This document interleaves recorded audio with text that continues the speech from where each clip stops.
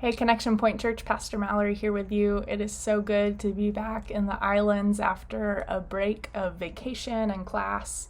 Had the opportunity to see family and friends, but I'm always so grateful to return here, mostly because I have learned I cannot handle air conditioning. I get really cold.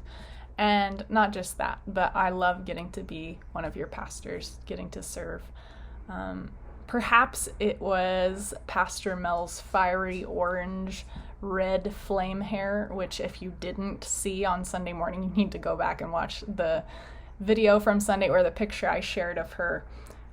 Maybe it was that almost like cartoonish reality that has inspired me to think down this direction for the sermon this week. But God has me praying and thinking and planning and writing our sermon this week.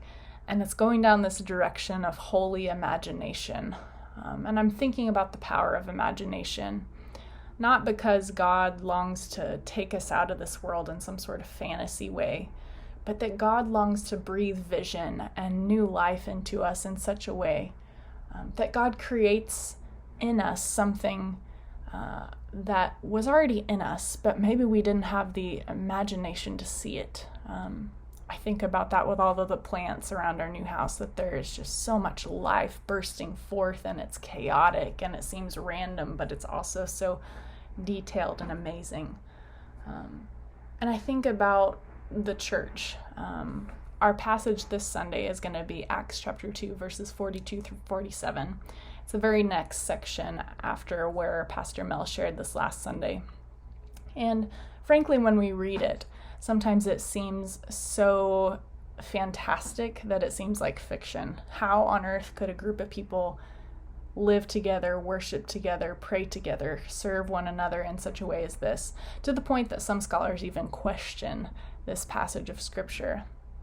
But I think God is inviting us to see something in us as the church that we somehow are, but aren't yet, that we somehow can be, but don't always think we can be.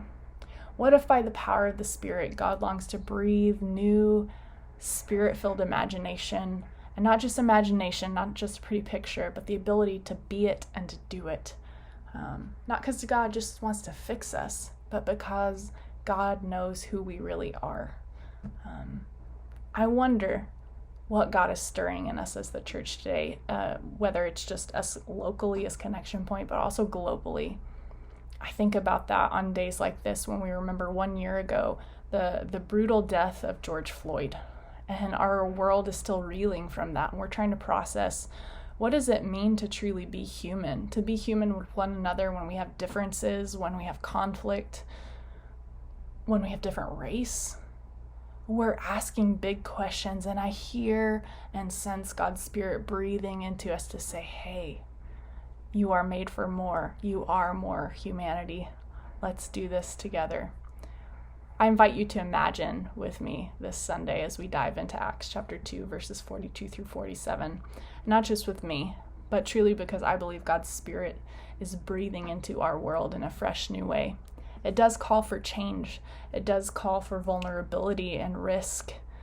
But I believe that the consequences of leaning into what God's doing, to God's holy imagination for this world, man, it has beautiful, beautiful consequences. So I hope you will join us this Sunday at 10:30, either in person or on Facebook Live. I know Governor Ige announced that outdoor masks are no longer required. I would still recommend to you, if you are not vaccinated on Sunday, to still wear a mask.